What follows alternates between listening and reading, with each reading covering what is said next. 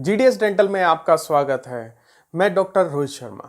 Customer experience ही आज के टाइम के अंदर ब्रांडिंग का तरीका है और आज मैं जो आपको चीज बताने जा रहा हूं वो हर किसी पे लागू हो, चाहे वो सिंगल डेंटल चेयर का एक छोटा सा क्लिनिक या बहुत सारे डेंटल क्लिनिक की एक चेन हो। कस्टमर एक्सपीरियंस की इंपॉर्टेंस समझने के लिए आपको ये जानना पड़ेगा कि कस्टमर को लूज करना कितना महंगा पड़ता है। हम फर्स्ट टाइम अपने एक पेशेंट को बुलाने के लिए हजारों रुपए तक खर्च कर सकते हैं, लेकिन वही पेशेंट दोबारा आए उसके लिए हम कुछ भी नहीं करते। आपको ये बात जान के बिल्कुल हैरानी होगी कि एक पुराने पेशेंट को दोबारा बुलाना 7 टाइप चीपर है। इसी बात को मैं एक एग्जांपल से समझाता हूं। मान लीजिए आप गूगल के ऊपर एड चलाकर एक पेशेंट को आपके अपने क्लिनिक के अंदर स्टेप इन करते हैं और मान लेते हैं उस एड को रन करने में आपका 700 रुपीज पर पेशेंट की कॉस्ट आ रही है। यानी जब आप 700 रुपए एक पेशेंट के ऊपर स्पेंड कर लेंगे तो वो आपके क्लिनिक के अंदर आएगा। अभी ये भी गारंटी नहीं है कि वो आपसे ट्रीटमेंट कराएगा या नहीं कराएगा, वो सेटिस्फाई होगा या नहीं होगा। लेकिन अगर सिर्फ आप 100 रुपीज अपने पुरानी किसी कस्टमर के ऊपर स्पेंड कर देंगे तो वो आपका एक लॉयल कस्टमर बन जाएगा और वो बार बार आएगा और आपको रेफरल भी जनरेट करके देगा। इसीलिए मैं बोल रहा हूं कि पेशेंट को रिटेन करना कितना इंपॉर्टेंट है। एक बार सोच के देखो, आपके सारे पेशेंट आपको रेफरल जनरेट करके दे तो आपका बिजनेस कितना बड़ा हो जाए। बिजनेस है, चाहे डेंटल क्लिनिक का हो चाहे और कोई दूसरा बिजनेस हो। और ये बात जान के आपको हैरानी होगी कि 20 से 70% हम अपने जो कस्टमर हैं वो पहले 100 दिन में ही लूज कर देते हैं, खो देते हैं हम उनको। और इसका सबसे बड़ा मेन कारण यह है कि जब पेशेंट का ट्रीटमेंट ओवर हो जाता है तो वो अपने आप को निगलेक्टेड महसूस करता है। और इसका कारण यही है कि जब हम अपना क्लिनिक के बारे में सोचते हैं, उसके प्लान बनाते हैं, तो हमारा सारा का सारा फोकस, सारा ध्यान सिर्फ नए कस्टमर, नई पॉपुलेशन को टारगेट करने के लिए होता है। हमारी सारी एनर्जी, सारा पैसा सिर्फ इस बात के ऊपर होता है कि ज्यादा से ज्यादा कस्टमर हमारे पास आ जाएं। और इस बात के 3 कारण हैं। पहला, जैसे ही कोई लीड प्रोस्पेक्ट हमसे ट्रीटमेंट स्टार्ट करा लेते हैं, हम उसको यूजुअल कस्टमर समझने लग जाते हैं, यूजुअल पेशेंट समझने लग जाते हैं, ओल्ड पेशेंट बन जाता है हमारे लिए और उसकी इंपॉर्टेंस कम हो जाती है उसके मुकाबले जिसने ट्रीटमेंट अभी तक स्टार्ट नहीं कराया है। दूसरा कारण, हम अपने उन एम्प्लॉय का ज्यादा ध्यान रखते हैं या उनको ज्यादा खुश करने की कोशिश करते हैं जो नए कस्टमर को लेके आता है, लेकिन उन एम्प्लॉय, उन स्टाफ को बिल्कुल भूल जाते हैं जो ट्रीटमेंट के दौरान उसके कस्टमर एक्सपीरियंस को बिल्ड करने में मदद करता है, उसको केयर देता है पेशेंट को। उसकी इंपॉर्टेंस हमारी नजरों में कम होती है।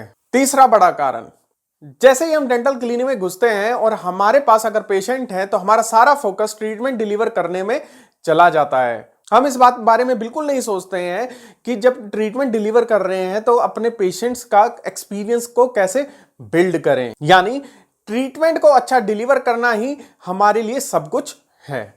इसलिए आपको यह समझना होगा कि customer service is not equal to customer experience. जो कस्टमर सर्विस होती है वो रिएक्टिव होती है, यानी जो हम ट्रीटमेंट दे रहे हैं वो पेशेंट के सिम्टम्स पे डिपेंड करता है, उसकी कंप्लेन के ऊपर डिपेंड करता है।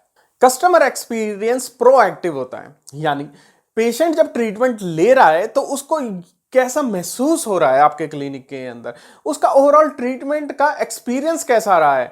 यानी जब आपने रूट कैनाल कर रहे हो या कर दी है आपने और आप उससे पूछो कि आप उसको रेटिंग पूछो कि भाई आप बहुत खुश थे या बिल्कुल ना खुश थे, तो वो जो रेटिंग दे रहा है वो ओवरऑल एक्सपीरियंस के कारण है।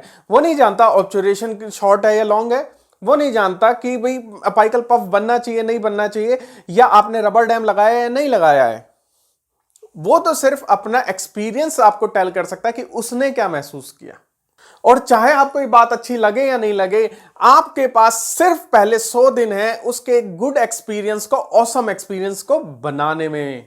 ये 100 डेज कोई डेडलाइन नहीं है। मैं 100 दिन सिर्फ इस वजह से बोल रहा हूं क्योंकि ये याद रखने के अंदर आसान होता है और ये 100 डेज भी काफी समय होता है एक पेशेंट का एक्सपीरियंस बिल्ड करने के अंदर।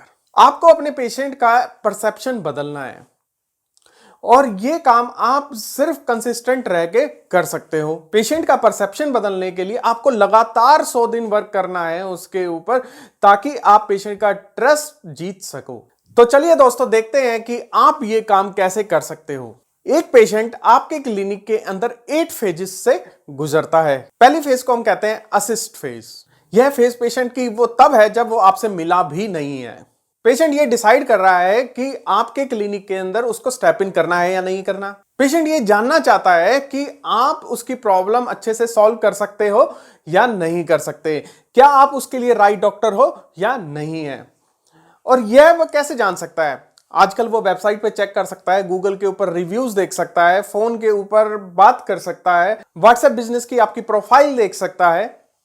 और आप बिल्कुल ठीक समझे हैं कि अगर उनको इन स्टेप में से कहीं से भी अगर कोई चीज की कमी लगी तो वो आप तक पहुंचेगा भी नहीं। जैसे मान लेते हैं कि एक पेशेंट को दर्द है और वो जानता है कि आरसीटी करानी है, तो वो जब आपकी वेबसाइट के ऊपर पहुंचा शायद उसके अंदर आरसीटी की सर्विस मेंशन ही नहीं थी, या उसने आपके रिसेप्शन पे फोन करके पूछा और रिसेप्शनिस्ट बड़ी बिजी थी उस वक्त और उसने फोन करके बस ये बोल दिया कि भाई आप आ जाओ, डॉक्टर साहब देख लेंगे और फिर आपको बता देंगे। लेकिन ये स्टेज बहुत इंपॉर्टेंट है पेशेंट के लिए, आपको इस स्टेज का बिल्कुल फायदा उठाना है। एक एग्जांपल से समझते हैं।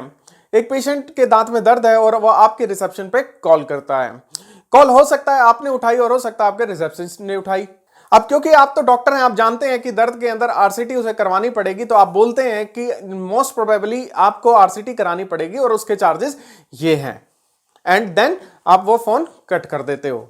लेकिन इस कन्वर्सेशन के अंदर हम एक इंपॉर्टेंट क्वेश्चन का जवाब देना भूल जाते हैं। हम पेशेंट को यह बताना भूल जाते हैं कि वो ट्रीटमेंट के दौरान कैसा महसूस करने वाला है। हम फोन पे सिर्फ एक लाइन ये भी तो बता सकते हैं कि आरसीटी के अंदर कोई पेन नहीं होता और आपको पता भी नहीं लगेगा कब आरसीटी का प्रोसीजर खत्म हो गया है और आपका एक्सपीरियंस बहुत औसम होगा। बहुत सारे बिजनेस के अंदर ये स्टेज का फायदा उठाकर वो अपने क्लाइंट को प्री गिफ्ट्स भी दे देते हैं और इसको हम प्री फ्रेमिंग भी बोलते हैं। यानी अब उस पेशेंट का फोन आया था आपके पास दांत में दर्द जानने का, तो आपने फटाफट उसको व्हाट्सएप के अंदर मैसेज किया कि आपको टाइम बीइंग के लिए किट्रॉल डीटी ले सकते हो, या आपने उसको कोई एजुकेशनल मटेरियल शेयर कर दिया जो उसके लिए बड़ा हेल्पफुल है ये जानने के लिए कि डेंटल केरीज होती क्या है, आरसीटी प्रोसीजर क्या है और वो अपने इस प्रोसीजर के अंदर क्या एक्सपेक्ट कर सकता है।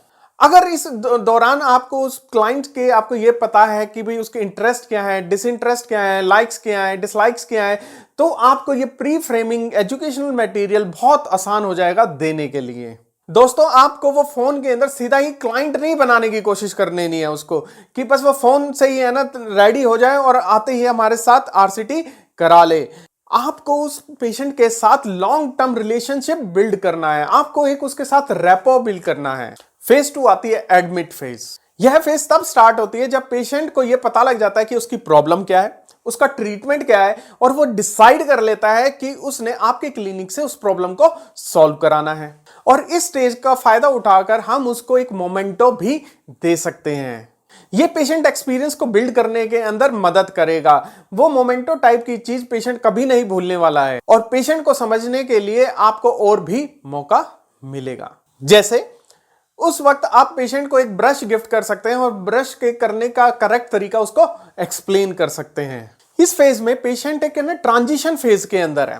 थोड़ी देर ही पहले वो आपके ऊपर शक कर रहा था कि आप राइट आदमी हो भी या नहीं हो, लेकिन अब क्योंकि उसने आपसे ट्रीटमेंट कराने का डिसीजन ले लिया है तो अब वो एक्साइटेड है कि उसका एक्सपीरियंस कैसा होने वाला है। और जब पेशेंट ये डिसीजन ले लेता है कि उसने आपसे ट्रीटमेंट कराना है तो हम भी तो एक्साइटेड हो जाते हैं, हमने भी तो एक गोल अकम्प्लिश कर लिया है, एक और पेशेंट को अपने क्लिनिक की फैमिली के साथ जोड़ने में। और इस सिचुएशन का आपको फायदा उठाना है। जैसे आप उसको है ना फेसबुक रिक्वेस्ट भेज सकते हो, व्हाट्सएप के ऊपर थैंक यू वीडियोस भेज सकते हो आप उसको। बेसिकली आपको एक इल्यूजन क्रिएट करना है कि उसने सिर्फ एक डेंटल क्लिनिक से ट्रीटमेंट नहीं कराया है, उसने एक बड़ी ऑर्गेनाइजेशन का पार्ट बना है, वो एक हिस्सा बना है किसी एक बड़ी फैमिली का। इस फेज में आपको क्रिएटिव होना है, कुछ अनएक्सपेक्टेड करना है जो कि पेशेंट का रिमार्केबल पेशेंट एक्सपीरियंस को बिल्ड कर सके। फिर नेक्स्ट फेज आती है अफर्म फेज।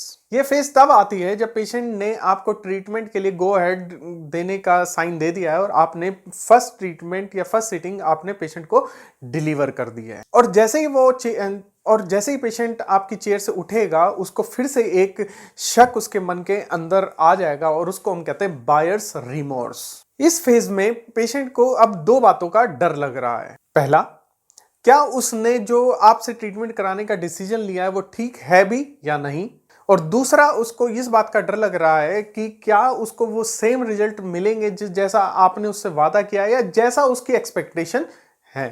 तो इस स्टेज में आपका काम क्या है, पेशेंट को रीअश्योर करना कि उसका डिसीजन बिल्कुल ठीक है और उसके रिजल्ट्स बिल्कुल वैसे ही होंगे जैसा वो एक्सपेक्ट कर रहा है, जैसा आपने उसको बताया है। और आज के टाइम के अंदर जब पेशेंट पहली बार आपको पेमेंट देने जा रहा है तो उसके पास जस्ट कैश की ऑप्शन नहीं होनी चाहिए, उसके पास बहुत सारी ऑप्शन होनी चाहिए, जैसे क्रेडिट कार्ड से दे सकता है वो, या पेटीएम बैंक से दे सकता है, ईएमआई से दे सकता है, क्रेडिट कार्ड चेक से कैसे भी दे सकता है, उसके पास बहुत सारी ऑप्शन भी होनी चाहिए। इस फेज को और एक्सप्लेन करने के लिए मैं आप एक छोटा सा आपको एग्जांपल देता हूं। मान लेते हैं आपके बहुत सारे सालों की ट्राई के बाद आपकी शादी होती है और शादी के दिन आपको पता लगता है जो लड़की के बारे में आप सोच रहे थे वो तो लड़की है ही नहीं और किसी लड़की से शादी हो जाती है, तो आपको कैसा लगेगा।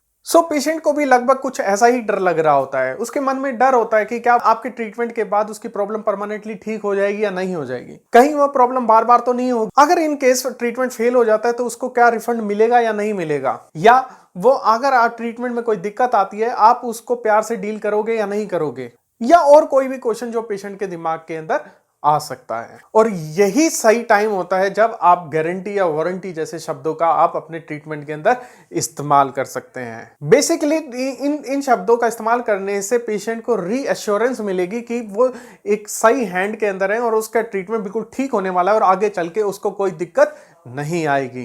पेशेंट को उसके पैसे, दिए हुए पैसे की रिसिप्ट दे दो, उसके प्रिस्क्रिप्शन पे पूरा ट्रीटमेंट प्लान आप एक्सप्लेन कर दो। अगर आप अपने किसी पुराने पेशेंट के टेस्टिमोनियल्स या फोटोग्राफ्स दिखा सकते हो तो आपको दिखानी चाहिए, उसका शक बिल्कुल दूर हो जाएगा।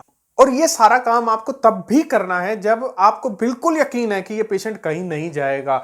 आपको ये अपने सिस्टम के अंदर हर पेशेंट के लिए लेके आना है। नेक्स्ट फेज होती है एक्टिवेट फेज। यह स्टेज तब आती है जब पेशेंट अपने ट्रीटमेंट की पहली सिटिंग लेकर घर पहुंचता है। आपको इस फेज के अंदर ये बिल्कुल मेक श्योर करना होता है कि पेशेंट पहले से बेटर महसूस करे। आपको एक छोटे से एग्जाम्पल से समझाता हूं इस बात की क्या इंपॉर्टेंस है। बहुत साल पहले चलते हैं जब कंपनीज जो गैजेट्स बनाती थी उसको चार्ज करके नहीं देती थी। यानी सपोज आपने कोई गेमिंग पैड खरीदा और पहले आप उसको 1 घंटा चार्ज करेंगे और फिर उसके बाद आप कोई गेम खेल सकते हैं। अब जो वो 1 घंटा आप चार्ज करने पे लगाते थे वो आपके जो एक्साइटमेंट है उसको रूइन करता था। तो एप्पल ने ये सबसे पहली बार इस प्रॉब्लम को जाना और उसने अपने गैजेट्स को प्री चार्ज करके देने लग गया, जिसके कारण उसकी सेल्स बहुत ऊपर हो गई। लेकिन अब आप देखते होंगे कि अब हर चीज पहले से ही प्री चार्ज आती है क्योंकि ये बहुत इंपॉर्टेंट है। और बिल्कुल इसी तरीके से आपका भी ट्रीटमेंट का एक्सपीरियंस बिल्कुल स्मूथ होना चाहिए। यानी आप अगर आरसीटी करते वक्त ऑक्लूजल ग्राइंड कर देते हैं तो आपको मेक श्योर करना है कि उसके कोई शार्प पॉइंट ना हो, या आपने फिलिंग करने के बाद आपको ये मेक श्योर करना है कि उसके अंदर कोई हाई पॉइंट्स नहीं हो, या आप कैप डिलीवर कर रहे हैं तो वो स्मूथ होनी चाहिए, या फिर अगर आप स्केलिंग के बाद उस पेशेंट को घर भेज रहे हैं तो उसको पॉलिश करके भेजें। और कुछ नहीं तो आप पेशेंट को लास्ट के अंदर माउथ वॉश देके रिंस करने के लिए बोल सकते हैं ताकि वो घर जाते वक्त फ्रेश फील करे। हमारी नेक्स्ट फेज आती है एक्लाइमेट। ये फेज तब आती है जब पेशेंट का ट्रीटमेंट खत्म हो जाता है और आपको ट्रीटमेंट के खत्म होने के बाद के जितने भी स्ट्रेस पॉइंट है उसको पेशेंट को पहले से ही एक्सप्लेन करने हैं। सपोज आप ऑर्थो ट्रीटमेंट के बाद रिटेनर डिलीवर कर रहे हैं तो आपको रिटेनर की इंपॉर्टेंस बतानी होगी, आपको रिटेनर्स के आने वाले दिक्कतें बतानी होंगी कि भाई ये चुभ सकता है, ये निकल सकता है, ढीला हो सकता है, वगैरह वगैरह। पेशेंट के मन में जितने भी क्वेश्चन होंगे आपको पहले से सोचने होंगे और उनको सारे क्वेश्चन को आपको आंसर करना होगा। पेशेंट का ब्रेसेस का ट्रीटमेंट बहुत लंबा था और अब वो उससे बिल्कुल तंग था, उसको निकाल के फेंक देना चाहता था और रिटेनर को वो बिल्कुल नहीं पहनना चाहता। लेकिन आपका काम पेशेंट के वो सारे क्वेश्चन को आंसर करके उसको मोटिवेट करना है कि वो रिटेनर को पहने। और फिर भी ये सही टाइम है पेशेंट को ये दोबारा से रीअश्योर कराने का कि अगर पेशेंट को कोई ट्रीटमेंट से रिगार्डिंग कोई दिक्कत है, कोई क्वेश्चन है तो ही इज मोस्ट वेलकम, वो कभी भी आपको अप्रोच कर सकता है, या आप उसको दोबारा से चेकअप के लिए बुला सकते हो 1 हफ्ते बाद कि कहीं उसको कोई दिक्कत तो नहीं आ रही। नेक्स्ट फेज होती है अकम्पलिशमेंट। ये फेज तब आती है जब पेशेंट का ट्रीटमेंट खत्म हो चुका है और वो मजे से खाना खा रहा है। हम में से ज्यादातर डेंटिस्ट के लिए ये स्टेज कभी आती ही नहीं। हमारे लिए स्टेजेस सिर्फ इससे पहले वाली स्टेज तक ही होती हैं। लेकिन दोस्तों, अभी भी 3 स्टेज पेशेंट की और बाकी हैं। इस स्टेज पे हमको पेशेंट के लिए फॉलोअप कॉल करनी चाहिए और उसके फीडबैक के बारे में जानना चाहिए। ये जो फीडबैक है ये आपके लिए बहुत वैल्यूएबल है। ये एक ऐसी चीज है जो आप पैसे देकर भी नहीं खरीद सकते। और ये फीडबैक ही है, ये आपको जो बता सकते हैं कि आपको कैसे अपने आप को इंप्रूव करना है। और अगर पेशेंट आपका बिल्कुल ठीक है तो यह सही टाइम है आप उसको और चीजों को अपसेल कर सकते हैं। अगर आरसीटी करते वक्त आपने और कोई भी दिक्कत उसके अंदर महसूस करी हो, जैसे कोई कैविटीज हो या कोई प्लाक एक्यूमुलेशन हो, तो आप ये सही टाइम है आप उसको ये बताकर उसको इनकरेज कर सकते हैं कि वो भी ट्रीटमेंट, बचा हुआ भी ट्रीटमेंट वो आपसे करा ले। एंड लास्टली, अगर इस स्टेज पे भी आप उसको कोई कार्ड देके सरप्राइज करना चाहते हो तो he will be very pleased. Next phase आती है एडॉप्ट फेज। यह फेज तब आती है जब ट्रीटमेंट खत्म हुए, पेशेंट को 1-1.5 महीना हो चुका है, अब वो हैप्पीली अपने घर के अंदर खुश है और वो अपने ट्रीटमेंट लगभग भूल चुका है। अगर वो अपने ट्रीटमेंट को कभी याद करेगा तो वो आपको अपना फैमिली डेंटिस्ट बनाना चाहेगा, लेकिन उसकी फैमिली में या उसको कोई डेंटल ट्रीटमेंट की नीड नहीं है तो वो इस बात को ज्यादा याद नहीं करता है। एंड आपके लिए बिल्कुल सही टाइम है जब आप अपने गुड कस्टमर को लॉयल कस्टमर में तब्दील कर सकते हो। जैसे आप अपने इस खास कस्टमर के लिए कोई एक्सक्लूसिवली बेनिफिट दे सकते हो, या कोई लॉयल्टी मेंबरशिप कार्ड दे सकते हो, या आप जैसे कोई अगर किसी पेशेंट को वो रेफर करता है तो आप उसको नेक्स्ट ट्रीटमेंट के लिए 20% डिस्काउंट दे सकते हो, या कुछ भी क्रिएटिव जो आपके माइंड के अंदर आता है।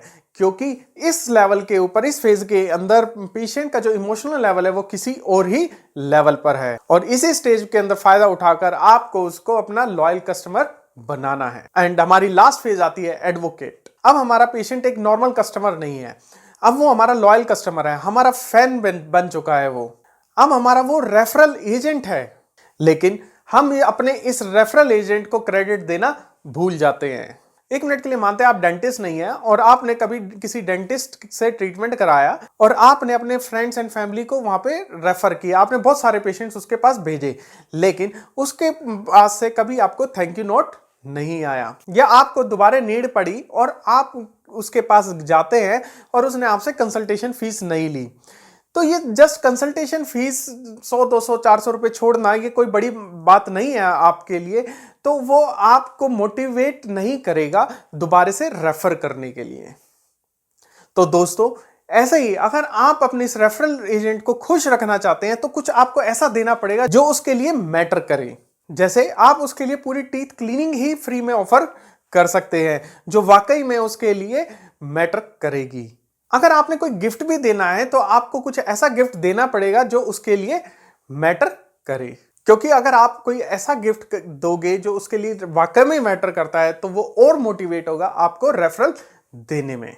आप सोचिए, अगर आपको कोई रेफरल पेशेंट आता है तो आपका मार्केटिंग कॉस्ट 0, वो पहले से ही टर्न्ड अप है, वो पहले से ही आपके ऊपर भरोसा करता है और आपको वो रेफर्ड पेशेंट आपको 10 रुपए फालतू ही दे के जाएगा, यानी हमें वो रेफर्ड पेशेंट क्वालिटी पेशेंट मिल रहा है। तो क्यों ना हम जो आपका पैसा इतना सारा बच गया है मार्केटिंग में लगाने से पहले, उसका कुछ छोटा सा हिस्सा हम अपने उस पेशेंट को ही देते जिसने उस पेशेंट को रेफर किया है। सो दोस्तों, आज की वीडियो में बस इतना ही। आशा करता हूं आपने ये वीडियो एंजॉय करी होगी। अगर आपके मन में फिर भी कोई क्वेश्चन है तो आप नीचे कमेंट बॉक्स के अंदर पूछ सकते हैं। Thank you for watching. Please subscribe our channel for watching other useful videos. Thank you.